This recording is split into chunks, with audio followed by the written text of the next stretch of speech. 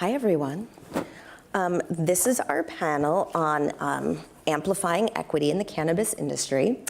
And we have 3 guests here with us today who I'm going to introduce quickly. Well, 2 plus 1, which I'll get to in a minute. Tahira Rematula is the managing director of Hyper Ventures. She was the CFO of Entech Acquisition, and prior to that, the general manager of Marley Natural. She has an MBA from Yale and was named one of the most powerful women in cannabis by Complex, Fortune Magazine, and Business Insider.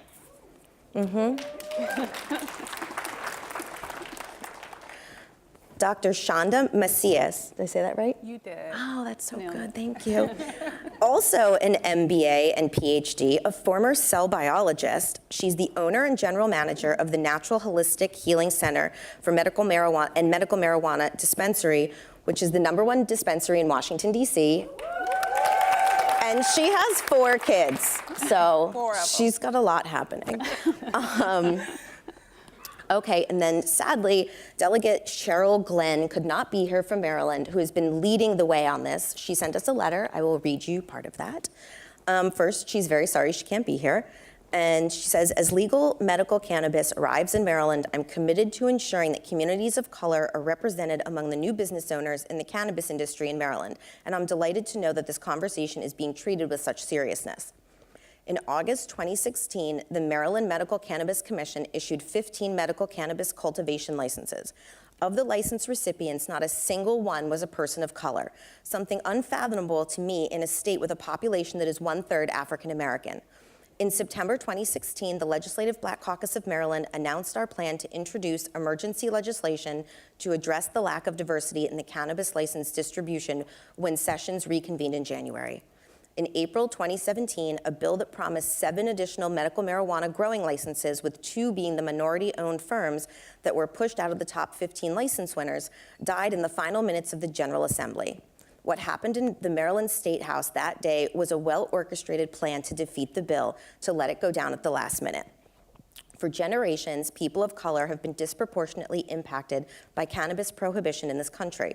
The dawn of legal cannabis has created millionaires, while others have been persecuted for association with this plant. I knew we had to do something, so I joined with my colleagues in the Legislative Black Caucus to say no more. For 2 years, we spoke out, raised awareness, and demanded action. Finally, just a few weeks ago, the House and Senate reached an agreement approving a measure that would allow Maryland to issue new licenses for growing or processing marijuana in ways that assure racial diversity. Despite the roller coaster to get here, I am proud that Maryland is finally acknowledging and taking the steps to create a more diverse industry. While the signs are positive, we must remain vigilant. I'm delighted to know that while I cannot be with you today, this conversation is being presented by such a knowledgeable and capable group of professionals and advocates. So thank you, Delegate Glenn, for all that you are doing.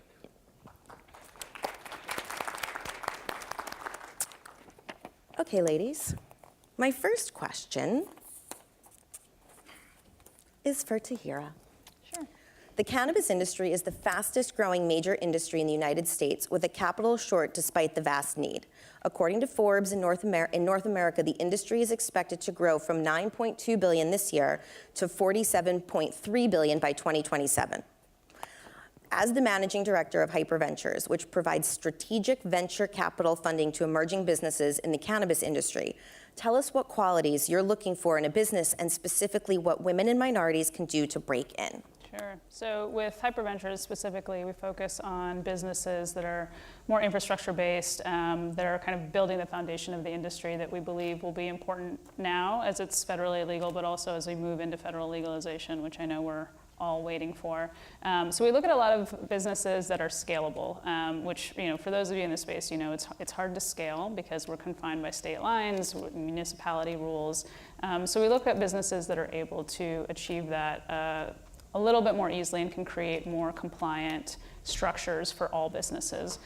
So some examples of that are, we have a compliance platform that we're invested in that allows businesses that are license holders in various states to stay compliant within their business, so you can kind of self-audit yourself.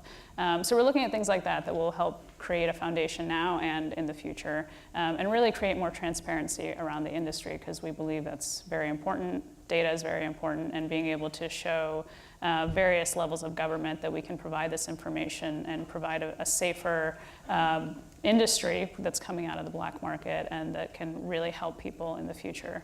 To your question about women and minorities, I think that a lot of the points that we've already brought up, kind of that there is this disproportionate allocation of resources to various populations, and populations that have been traditionally been associated with cannabis are kind of shut out to a certain extent. So there are a lot of groups that are forming now that are really focused on social equity. A great example of that is the Hood Incubator out of Oakland, which is focused on bringing people who've traditionally worked in the black market or don't have the resources to necessarily get a license or put up a retail dispensary, give them the resources to move forward in that area. And I think organizations like Women Grow, which Shonda is heavily affiliated with, are also amazing resources to create this community around groups that are trying to move the needle and bring these different populations to the forefront of this industry, which they rightly deserve. And we really need to focus on not shutting out those communities. And I just want to jump in there. So as the chairwoman for Women Grow, it is our mission, one, to help women to get into the industry, and two, also minorities. When I say that is that it's going to be very strategic in us to put those women and minorities on the public platform so there is awareness around the wonderful technologies, the innovations, and the businesses that they can offer this industry. And often I've seen that we have women and minorities that have these unbelievable ideas that can really add to the existing industry, but because of the barriers that they're not opened, they don't get access into this industry. So those are the things we're trying to equip them with the necessary tools that they need to break in. But as you have said, the major barrier that we face is finances, because you have to have money to really get into this industry. When you guys saw that John Boehner, former speaker John Boehner, was added to the board of a cannabis company, was that sort of encouraging, like it's becoming mainstream, or were you like, are you fucking kidding me? That like now he's coming back to take care of that? I'm so sorry, C-SPAN. Yeah. It was gonna happen. But that's, I mean, I felt like it was kind of a mixed bag. How did you guys feel about it? I'll let you take this first. Well, it's about economic empowerment. And so what we see is in the disproportion of white men carry this industry. And they know that how lucrative this industry will be, not only now in the billions, but in the future. So the discouragement of keeping other people out of it is very important, because this is a play on power. And what is power defined by? Money. And so what I am doing is going out there every day, encouraging minorities and women to go out and get their technologies and their businesses seen so that they could have the opportunity to gather that type of empowerment, which is by power, by money, and then we can truly change the narrative and be on equal footing, so we don't need to implement diversity protocols in corporate America or inclusion protocols. We're all on the equal front. Yeah, absolutely. Yeah, I mean, I think that I was a little bit torn about that news. On one side, it's great to see more people supporting the industry. On the other side, I'd like to see different faces. I'd like to see us supporting people who are coming not necessarily from this path that I think we're all expecting. I mean, I want to see more women, and I want to see more people of color on boards and being highlighted. And I think that that's on us who are currently in the industry to continue to amplify those people. That's our job, and I think that we feel very strongly about that and bringing those people forward, telling their stories, helping them get funding, and telling those narratives. And I think that it's great to see that people are kind of jumping on the bandwagon, but there's some of us who've already been here, and we're trying to create that path, and I think that there has to be a balance to some of that. I definitely had mixed feelings. Yeah. I can tell. I mean, good on him, but thanks for jumping on the bandwagon. Yeah, but where were you a couple years? According to a study done this year by the Marijuana Business Daily, only 26% of executives in the industry are women. That in the industry, that's a culture is. That in the industry, there's a culture that's still steeped in stoner stereotypes, and women often play the role of temptress in the branding materials. Dr. Macias as the chairwoman of Women Grow, and as of January, one of only 2 African-American women in the U.S. to own a dispensary license. I had to triple check this 3 times because I couldn't believe it, but she confirms that, and I actually know the other woman randomly who is also the owner. So, I mean, we could definitely do better at diversifying the licenses. Tell us the hurdles that you've seen for women and some effective strategies for combating them. You know, what's interesting is that I talk to women about entering this space, but we're not supported financially to enter this space. A lot of people are not ready to invest in the cannabis industry and even our interior circle of influence. And so even though we have the technologies to do it, we have to go beyond the call of duty. For example, when I thought about entering this industry, and as lucrative it might have been, but in 2012, as a minority woman, it was very well known at that time that if someone's going to get prosecuted, it would be someone who would look like myself. Right. And so when I think about that narrative that's was instilled in me, I reflect that in my population is that we are scared of prosecution. We're afraid of being targeted because we have been historically. So what we have to do now is change that narrative to have examples of women and also minorities that are entering this industry and doing phenomenal. So we have certain cases of that. I think about Jesse Horton, who's out in Oregon, that has his own grow. We have examples of Wanda James in Denver. And seriously, the MCBA, which I'm a part of on their board as well, has a 27-page legislation that is ideal for minority participation. So first we have to start by changing the narrative and ask minorities and women to engage with us. 2, we need to find ways to be funded so we can actually bring these technologies to the forefront. And from there, you know, just thinking about myself, I had to go through a second mortgage just to support my own business because I couldn't get someone to believe in me and what I wanted to do. But first of all, I believed in myself. And so I'm asking you all to do the same thing with the same type of passion. Do either of you have examples of current equity programs that are working now and how other people can replicate them and make them successful? Sure. I mean, there's some different initiatives going on in California. I mean, one of the Hood Incubator, which I mentioned, is a nonprofit itself that's developed, and they saw the need for it. They weren't seeing it in legislation. They weren't seeing it happening kind of across the country. But now we're seeing, so in California, both in LA, when Prop 64 passed, a part of that is looking at how do we expunge past criminal records for something that is legal now for a lot of people. San Francisco is doing something similar. Seattle is doing something similar. I think it's an amazing step forward. However, at the same time, these are really small. You know, they deal with maybe hundreds, maybe thousands of people. And what we need to do is hit like millions. And I think that as we see these models kind of come to light, we really need to start replicating them and make them significantly larger. Another part of that too is that a lot of people who have previously been incarcerated and have these records, they don't necessarily have the resources to go out there and get the records expunged and even maybe understand what to do. Like if I had a record, I don't know if I would know what to do to like go out there and get it expunged. So I think putting resources behind making that information more public, putting groups together who are willing to give their time in order to make this happen. It is costly, and we can't always say that, oh, there's no money, so we can't do it. Like, we have to build that into our policies and legislation across the states in order to make that happen. Because blatantly, it's just unfair that people who may have been caught for possession decades ago, today that would be legal, and overwhelmingly those populations are Black and brown men, and that the impact that has on communities is just going to keep compounding over the years if we don't do something about it. I'm going to jump in there because I know in Washington, D.C., we had a second round of dispensary applications that opened up. And what they did is allow extra points for those that are minority participants. And so I think that that's a great example of a way that we can start to create some equity in our programs, because there is a difference between the different applicants.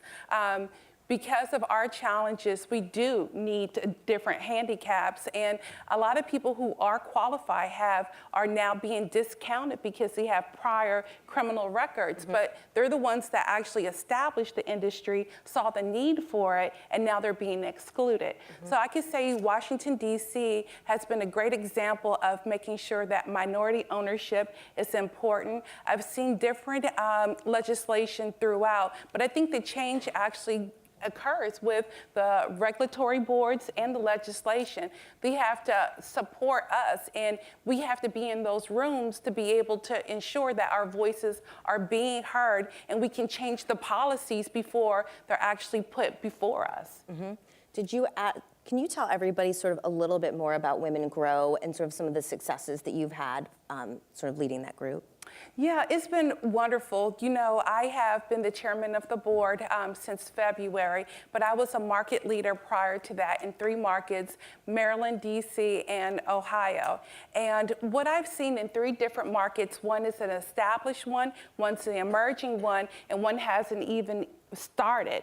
And so in all 3 markets, what I know is that the women in those groups who are the caregivers of their households, their communities, have been able to really change the narrative about using medical marijuana in their communities. And I say that because we're the ones who runs our households. And so when you empower these women to do these things, this is an amazing. I've seen businesses emerge. I've seen advocacy increase significantly among that population. And I smile because women in this group is so imperative for our children.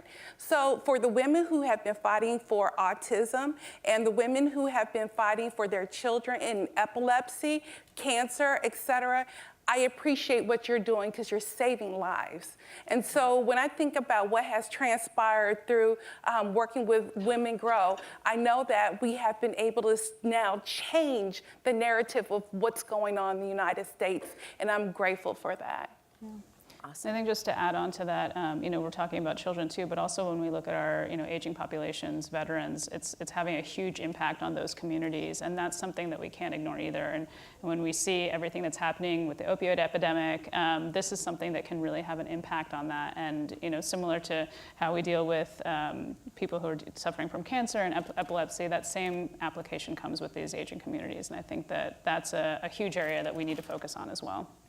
One thing that was sort of interesting, a couple weeks ago, I was talking to a group of people about this panel, and I said that I thought expunging records of people who had been imprisoned for marijuana possession or use, that letting people out of prison, expunging the records, to me was the same as when sort of DNA technology became more sophisticated in crimes. It's like, well, the technology came, science matured, and we now know that person didn't commit the crime.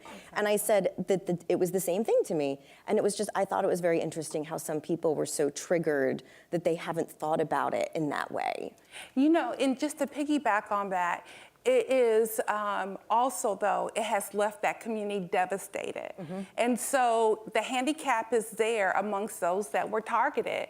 And how do you help them rebuild their lives after all this time they have had taken away, or the opportunities? And that's what we're really trying to create this narrative about, is that what do we do now, knowing that what has been done to our community?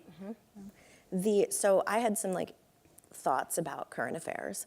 But one of my questions for you guys, because I don't know the answer, is that when Attorney General Jeff Sessions had said the federal government would prosecute anyone in possession of or selling marijuana a few months back, which is now, of course, Trump has said that won't happen. But in that moment, was there a sort of a chilling effect on the industry? Did you feel people recoil? Did you feel sort of things bounce back to where they were years ago? Yeah, I mean, I think there was definitely fear that day, and it was January 4th. I remember it very clearly because I was getting messages left and right, and kind of like panic was setting in. And once I went in and actually read his remarks, I actually felt great about it because he essentially was empowering attorney generals to say, make the rules for your states. And you think about it, all these people who are in states already where it's legal, it's like, okay, well, it's business as usual. The frustrating element is kind of that headline risk and the fear that it continues to put in the industry. And businesses are trying to operate compliantly. They're trying to stay above board. They're trying to pay taxes, which, by the way, the government makes very difficult to do, being a cash-heavy business and not allowing businesses to assume certain costs that they're able to write off because of the way that tax law is written. So there was this period, and really I think it was about a 48-hour period where all the businesses that I work with and kind of in my network were like, oh my God, what is happening? Like, could anything worse happen? And then you kind of think about it, and really people just were like, it's business as usual. We're going to operate as we have been. We're going to do what we think is right, and we'll see what happens. So you definitely saw stocks take a dip that day, which freaked everybody out, and then they rebounded by Monday. So, but I think what it does is that it continues to remind us that we live in this very gray space when you're in cannabis, no matter where you are. It's just, on any given day, and I'm sure that you probably feel this way too, I'm like, my bank account could get shut down.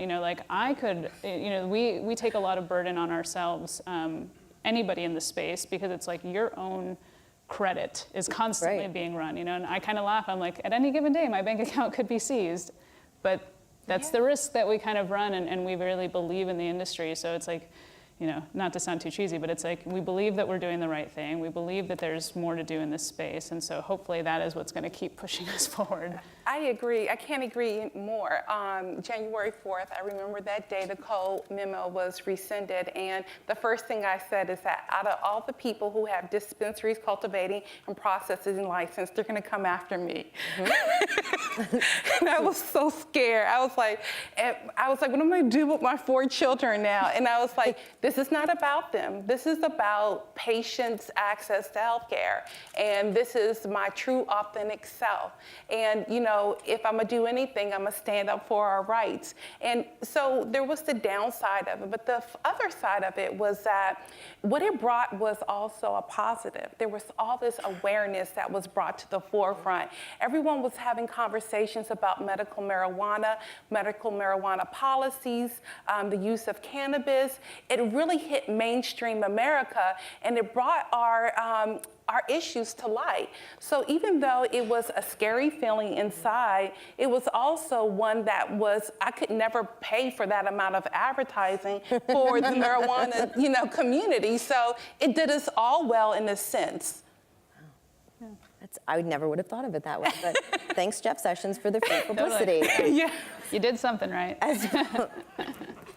As women of color, what are some of the biggest sort of personal hurdles you face? Like you were telling us some stuff backstage, but what to sort of clarify for the audience that it's not just, you guys make it sound easy right now, but what are some of the hurdles you had to sort of overcome? Okay, so I'm gonna take a deep breath. I have been publicly ostracized at times being a dispensary owner. It's been very hurtful. I've been called a drug dealer. I've been told that I'm an unfit parent. I face a lot of scrutiny out there, and it's kind of hard because for myself, I consider myself highly educated. I'm a professional. I've worked for Fortune 500 companies. I've worked at Howard University for years, 2-time alum. I'm very proud of who I am and the professionals that have also, as a published scientist, hold many patents and bring a lot of, I'm gonna say, validity of who I am as a scientist to this space, and to have someone say something derogatory like, you're a drug dealer and you're an unfit parent is just hurtful. And so, for my own sake, I come back to my community. When I enter National Holistic Healing Center and I see my 2,000 plus patients and they tell me, you changed my life and you have done everything I needed you to do to make my quality of life better, I say, you know what, it's okay. You can call me a drug dealer, but I know in front of these patients that I see every day, I have made a difference. I have made their life better, and I will continue to do so. Absolutely. I hold no patents, so that's a hard act to follow. But for me, it's kind of similarly like people would be like, "Oh my God, you're a drug dealer," and I would kind of joke, "I'm like, yeah, I'm a drug dealer." Who would have thought that would happen? Much to my parents' dismay, they do not like it when from I say Yale. That. Yeah, a drug dealer with an MBA from Yale. Yeah. But when we entered the space kind of early, where a lot of people were not viewing it in the way that they view now, and it was still taboo. And I mean, I would kind of joke that it's coming out of my MBA program that I'm like, am I essentially just taking this very expensive degree and lighting it on fire almost immediately? But the support that I got actually from professors and even my own family, and that there was something there, and I was really interested in the medical side of the business, and I had started to look at cannabis because of, I think a lot of people have stories like this, because of something personal where my grandfather had been suffering from cancer during my second year of business school, and you go through all your Google wormholes and you find all the different treatments, and you come across cannabis pretty quickly. And my family lived in Ohio, and I mean, the funniest text I've ever gotten from my mother is when she texted me and my sister, and she was like, "Do you guys know where to get marijuana?" You're like, my I have sister something to tell immediately you. called me and she was like, "Do you think this is a test?" And I was like, "Well, we might be a little old for being tested," but I was like, "Yes, I do know where to get it." But also, I wouldn't want to get that for my grandfather who's suffering from cancer, right? Like, where to kind of get black market, but I wouldn't trust that. Nor was it in a form that somebody who was suffering from cancer could actually consume and benefit from. But people were seeing it in my own family and understanding the benefits from it. And I was frustrated that you couldn't just get access to something that was going to help someone. Last couple months of his life, he just wanted to be comfortable. We just wanted to make him comfortable, and you couldn't get it. And it's crazy that we would withhold that from people who are suffering so severely and putting other medications on them. And so, my passion behind it and really understanding kind of the social justice side of it, I think constantly kind of pushes me through. And it's changed a lot now, obviously, but what I'm proud of being able to be a woman in the space, being a minority woman, and have people reach out. I'm sure you get this all the time, that people are like, how do I do this? How can I kind of follow in your footsteps? And it's amazing that there are people who want to continue to do this. And I'm really proud to be able to help others and continue to kind of be a voice and a face for others in order to move these populations along. What steps for people in the audience and people watching on television, what steps can be taken at the state level to ensure equal access? What can people look for on ballots? What can they hold their local legislators, to task for? What can they do?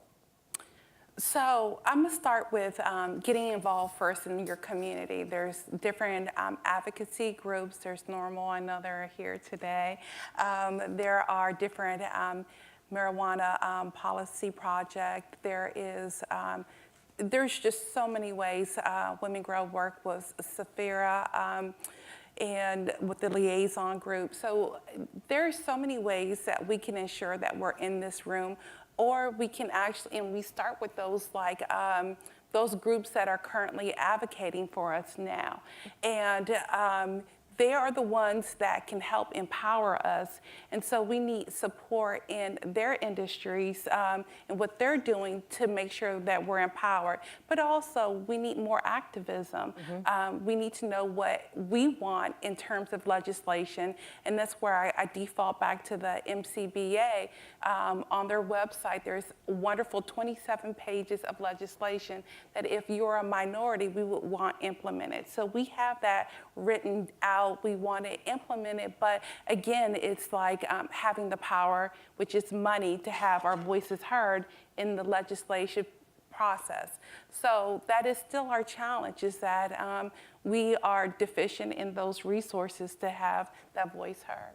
Yeah, and I mean, I think it's really important that those who are creating these, the legislation and implementing these laws, they need to start looking like the broader population and not just being confined to certain populations. And so, to your point about making sure that it's local and getting involved locally, and making sure that we're amplifying those candidates who, are either from those communities or are very much in support and understand those, because a lot of the legislation that we've seen in the past, it's created by people who have no idea what those communities are going through, and that's a really big issue. We need to have more people of color and women involved because they understand those issues at a different level, and I think we need to do more to kind of position those people within the states, because that's where it starts. Do you guys think that cannabis policy will play a big role in 2020? Yes. Oh, definitely. Absolutely. I mean, if it doesn't, it should, and we will make sure that it does. A call to action. Yeah. What were you gonna say? No, I was going to say it definitely will have a place. When you said that, I know that there's a lot of women that treat their children with cannabis, and presently I know ACE is working on some legislation with that, so that the parents don't actually have to take their children off campus, administer medicine because they're in a drug-free zone, and then bring them back. So children who are facing different ailments like epilepsy, or if they're facing multiple sclerosis, or if they're facing autism, they already kind of have a stigma on them already, then the parents can't even work a 9 to 5 because halfway during the day they have to go take their children off site and then treat them and then bring them on. I think that we need to make this normalized, and I think the people who are actually brought into power in 2020 will be those that recognize the needs of the community, and including women and, like you said, the older population, because we're the sandwich generation. We have our elders that we're taking care of, and our children. We need things to work for us. And then one last question before we turn to Q&A, so start thinking of questions. Where do you guys see the industry in 10 years? Where do you want to see it?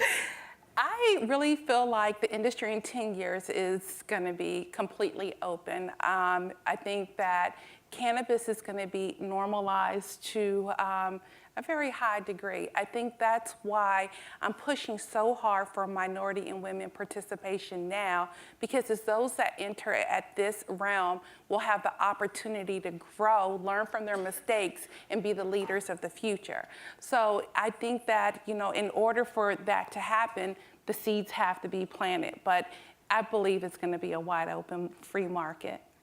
Yeah, I mean, I think cannabis in 10 years is going to look a lot like other industries. I mean, what's fascinating to me about cannabis is that it's really a mix of all of these different industries. It's like consumer packaged goods, it's big pharma, it's elements of big alcohol. There's this whole health and wellness side of it too that's, kind of sits in between adult use, recreational, and medical. And we're starting to see kind of the tip of the iceberg on all of those elements right now, and I think that that's just going to keep going.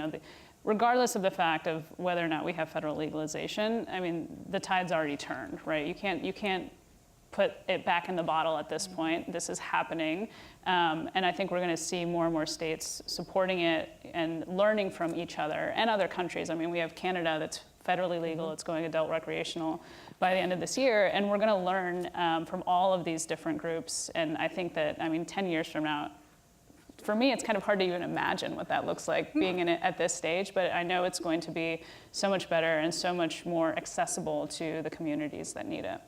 At least I hope that that's where it's going to be, and we're going to work to do that.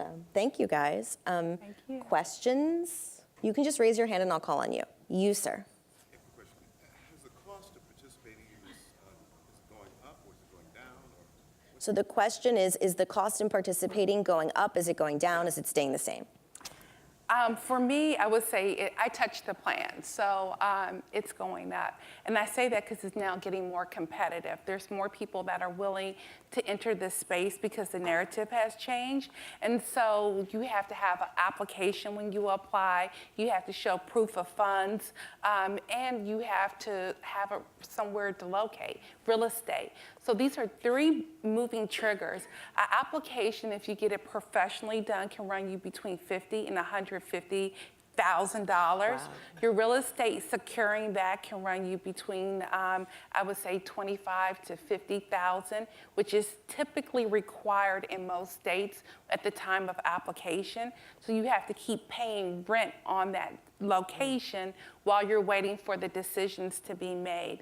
And then you think about proof of funds. You want to know if you can sustain the business. So based upon that, you're talking about, some people have a minimum of 2 million, but really the average now is hitting about 50 million. So yes, there's a true barrier to entering the industry. Not to say that it can't be done, but you have to work on those teams early and find creative ways and solutions to get around those barriers. And I think just to add to that, you know, on the financing side of it, for businesses that are out there looking for funding now, it is much more competitive because there are so many more businesses that are operating within the same space. And so, you know, a couple of years ago, you may have been able to be a really, you know, engaging entrepreneur and have a great PowerPoint deck, and you could get funding. And it's not like that anymore. You know, you have to really show, you know, kind of proof of concept or bootstrap it and get into market, just because there's so much out there and people are really excited about the industry, but it's that much more competitive. That's not to say that we should be deterred at all. It's just saying that, you know, there's more work that kind of has to go into the foundation, and collaborating and creating partnerships with groups. I mean, I really encourage that, because I think that's how you kind of get these, essentially like a syndicate to go and do something together. I would just add one other point, is that there's a lot of ancillary businesses, though, that don't touch the plant, that has a low barrier to, you know, to market. And so what I am encouraging is those individuals with ancillary businesses to really focus on what innovations they have to bring to the marketplace, because you don't have the same hurdles that we would have as plant touching individuals. And so yes, if you touch the plant, there's a big misconception that you're making all this money, and the truth is with 280E, we're making very little, but we're just holding place until the market opens up. And so really the place that I would focus, you know, hindsight is 2020, would be in those ancillary businesses that are doing phenomenal. Next question, yes, you, sir. What's your guys' thoughts of what happened in Washington State, where the medical and recreational markets were combined, and do you see that potentially happening in other states moving forward? So what's interesting is that, and please indulge me for a second, recreational and medical. Okay. You go ahead. I couldn't repeat the whole Sure. thing. So the question was, you know, what do we think about Washington State? Washington State used to have a recreational and a medical market, and they've merged into one just cannabis market. So that was a question on our thoughts about that. And so for me, as a professional in this industry, I don't believe there's a difference in the two. I feel like all of it's a medical market. I think access is just recreational, so that people can come in and get medicine. I think medicine is medicine, which is all medicinal. And I feel like when people say recreational, they're coming in because they don't understand they're treating the underlying issue. So when you use a medicine or any substance, you're trying to address something. You might not be cognizant of what you're trying to address, and that's why it's important that in the medical market, you have consultants or people that you work with that can kind of guide you through that process, so you can have the proper strain alignment to whatever ailment you have. And I think that's the key there. So I really feel like it's all medicinal. It's just the medical program kind of walks you through it so you can get overall wellness and health, where recreational, you're treating yourself, but you might not be equipped with the education to be able to do so. And so that's where I see a lot of people who say they had a bad experience. That's where it's coming from, because you're treating yourself and you don't know how. You don't know the best methods for consumption. You don't understand the strengths and the dosage. You just know that you want to feel better, and you think that this one strain is going to do it for everything, and it doesn't. It's still very much a medicine with a particular science behind it.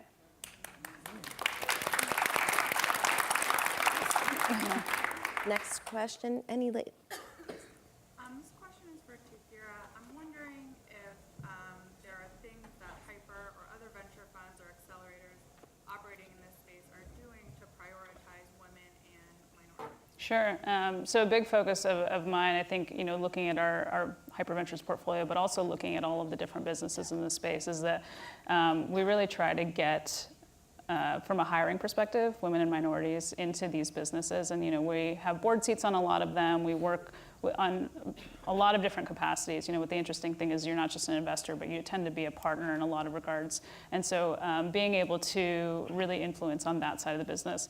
On the other side, I think you see more and more, there's this desire to coach different groups. So, I might see a venture plan that is maybe not something that we would invest in, or, you kind of see gaps in it. And I like to give feedback and say, like, here's how you can kind of move this business along, or I will have people pitch to me and help them with their pitch. Because a big barrier too is that a lot of people are kind of first-time entrepreneurs, or they haven't gone through this venture funding process, and it's not a fun process. Like, you get said no to like 150 times before you get your first yes. It's a really difficult process. And so it's something that we really like to do, and we really hope that we see other funds doing as well, because I think that's how you kind of help these various populations move forward. Yes, ma'am? So I have a two-part questions for both. Based on what you just said, Sarah, what are some tips you can give? Because I think oftentimes the challenges are seeking funding and capital. So what tips can you offer those that are preparing to seek that? Sure. A big part of it, I think, is getting that feedback and seeking out that feedback. So going to groups like Women Grow or going to other venture funds. Not everybody has the response or will give you the time, but I think you have to kind of keep pushing for that and trying to get that feedback. And, people that you know in the space or that you admire and think that they could be helpful, I would just reach out to them. I think the number of people that I reached out to early on, and 1 out of 10 will respond to you, and that's fine, because when you do get that feedback, it's really important, and I think that that's how you continue to improve. And I have been asked, people will say, like, can I do my pitch to you, and can you give me feedback? And I'm like, yeah, if you're ready for it. Also, it's constructive criticism, but that's how we all get better. I think we've all been in positions where we needed that feedback in order to move forward. So I think really utilizing these groups that we've mentioned is a great stepping stone. And then also just be willing to kind of put yourself out there and ask people for feedback, and that help is going to be really important. Can I be greedy and ask my second part? Yes, go ahead. Dr. Shonda, what lessons have you learned? Like, what would you do differently based on where your dispensary is now versus where you were when you first started? And the question is just, what would Shonda do differently, knowing what she knows now? Oh boy. That's so loaded. And I say that because, my hesitation in answering that truthfully is that I had no idea how many barriers that I had to overcome, whether it were financial, was it real estate? I paid real estate for 2 years, and then my landlord said, oh, you won, taking your lease back. So, these are just the realities of the industry, period. I operationalized and then only had one cultivator initially give me 2 strains to run my whole business, and I had 6 other ones in my market that refused to sell to me. So it has been unbelievable in terms of having tenacity to continue to do this, but when it's your passion, you have no choice. So what I say is that I wouldn't have done anything differently, and because I had to learn those lessons. And in order for me to grow where I'm gonna go in the future, those are the lessons that I will know what to do and what not to do in the future. So I embrace it. Yes, it stings when I talk about it a little bit, because I know how I fell on my knees and just asked God to give me the strength to carry on. So that's just the realness.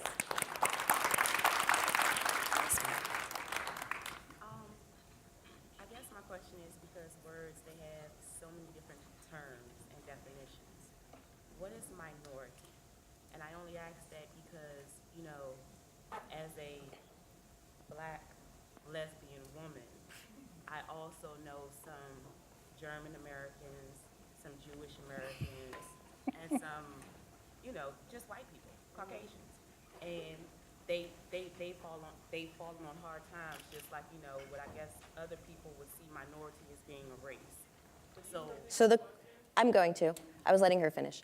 Are they, are they included? Don't get me wrong, because I know they still have it easier because they can walk into the room and they're a white man. Just like a white woman can walk into a room and we're still black women, So it's still levels to it. But what is your term or your definition of minority? So the question for everyone is, what does the term minority in this case mean? What does it refer to and what does it encompass? Yeah, so I think for me, from my perspective, is any population that has essentially been kind of disproportionately impacted or not have access to what a majority does. It often does fall on race, unfortunately, but completely to your point, there are other, what we would not necessarily deem on its surface minority populations that I think are very, very much impacted by this. So my own kind of lens on that is anybody who has disproportionate access, which, I'm a South Asian, my family's Pakistani, and I would consider, that a minority group within this as well, but probably in IT, you don't think that way, right? So I think it's very much a lens on that. And there are actually, and you guys tell me if I'm wrong, but I think that in parts of California, it's actually done by income, right? That low income is actually considered a form of minority protection, consideration, not protection. Exactly. No, I was going to say I agree completely with you. I think it's those that have not been able granted access based upon their gender, their race, and their social economic levels. Okay, we have time for one more question. Where? Okay, hi. You said please. I was like, okay. And I can see you, so. Yeah, of course. Great start. My name's Rose. I'm with the Veterans Cannabis Coalition. And one thing, I'm a veteran. I'm a single mom. I've got twin girls that'll be 11 in a few weeks. And my choice of life was either pills and being in bed and not getting my kids to school on time, or not getting a job and reducing my income and then having to pay out of pocket because insurance doesn't pay for cannabis. So I have to pay $300 to $400 a month for medical cannabis that I love very much. I saw from some of my dispensary workers here from MWC, Metropolitan Wellness Center. They've gotten me from being a lump to being fully active and integrated again. But it takes a huge economical hit, and I'm not the only one. I know there's a lot of veteran women out there that are single parents. So what type of impact have you seen across the board to more women? So to repeat the question as well as I can, Rose is from the Veterans Cannabis Coalition, and she's asking, cannabis is not covered by insurance, but it is really the only thing that worked for her, and sort of how do you deal with that financial impact? So as a dispensary owner, I incur this all the time. I actually fight for my patients. I go back to my cultivators and I demand lower pricing based upon bulk purchasing so I can pass on that cost savings to the patients. It is a real issue. And yes, you're a veteran woman, but I have seen minority populations with urban post-traumatic stress disorder. I have seen so many ailments in the veterans population, period, and that the patients, the CTE, the suicidal rates, the opioid issues that I face every day, and having access to the medicine, knowing that you can't really pay for it and you're taking it from somewhere else. So that's one of the things that Women Grow have took on a challenge to address, that when we do in the near future have our nonprofit, that we can give subsidies to families that suffer from that reason alone. There's not another way for me to answer that because we know that we don't have insurance. No, my question was, what's the impact that you've seen in these families? How have you seen? Oh, my soccer moms are happy. So they microdose using a tincture, and they might put it in a little bit of a water bottle and just sip on it while their children are in soccer practice. And yes, I mean, the quality of life, they're actually able to go down into their children's life and engage with them. So I've seen more bonding, I've seen the relationships build, the same that I've seen with the veterans, that they're able to now to have meaningful relationships with other people because now all of their anxiety is taken away and allows that one-on-one type of interaction again. And you know, it's so beautiful when you embrace the cannabis community because we're just about love. And it's just an amazing thing. So I've seen tremendous, you know, effects with my women.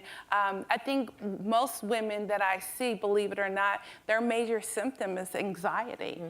And once with a CBD product that releases that, they can engage in life again. And it's like a renewal, a second chance.